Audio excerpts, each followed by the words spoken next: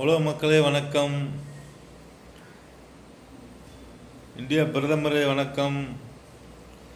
தமிழ்நாட்டு முதல்வரே வணக்கம். சார், கொலை பண்ணுனா 7 வருஷம் தண்டனை. இந்த சட்டம் உருவாகி எவ்வளோ நாள் ஆச்சு சார்? கொலை குறைஞ்சிருக்கா? கொலை பண்ணுறவங்களுக்கு பூராத்திக்கும் தெரியும், கொலை பண்ணுனா 7 வருஷம் தண்டனைண்டு.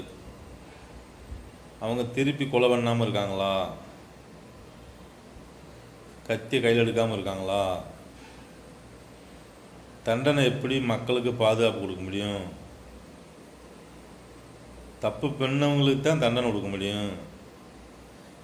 பொதுமக்கள் கேட்குறது, பெண்களுக்கு பாதுகாப்பு கொடு, டீச்சருக்கு பாதுகாப்பு கொடு, டாக்டருக்கு பாதுகாப்பு கொடு, வழக்கறிஞருக்கு பாதுகாப்பு கொடு.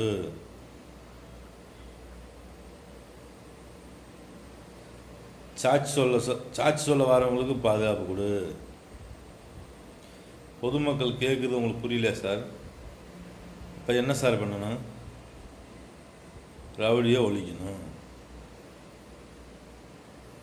சட்டமும் தண்டனையும் தப்பு செஞ்ச பின்னாடி அவங்களுக்கு கொடுக்கறது. இப்போ மக்கள் கேட்குறது, முன்னாடியே எங்களை பாதுகாப்புன்னு, எங்களை ரோட்டில் நடக்க விடு. பெண்கள் சொல்கிறது, ரோட்டில் எங்களை நடக்க விடு. புரிஞ்சா சார்? புரியலையா?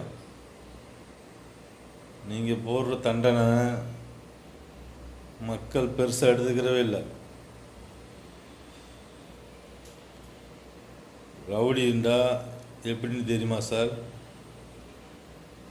பெரிய தலைவர் இருப்பார், அவர் தான் ரவுடி.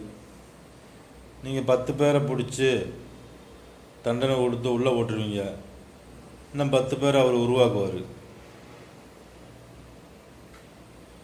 புரிஞ்சா சார்? சின்ன சின்ன ரவுடி எத்தனை ரவுடி வேண்டாலும் உருவாக்கலாம், பெரிய ரவுடி தான் காலி பண்ணணும். பணம் கொடுத்தா யார் வேண்டாலும் ரவுடித்தனம் பண்ணுவாங்களா? என்ன வேண்டாலும் பண்ணுவாங்க. ஒரு பெண் இருக்குது, 10 ஆண்களை வச்சு ரவுடித்தனம் பண்ணலாம்ல?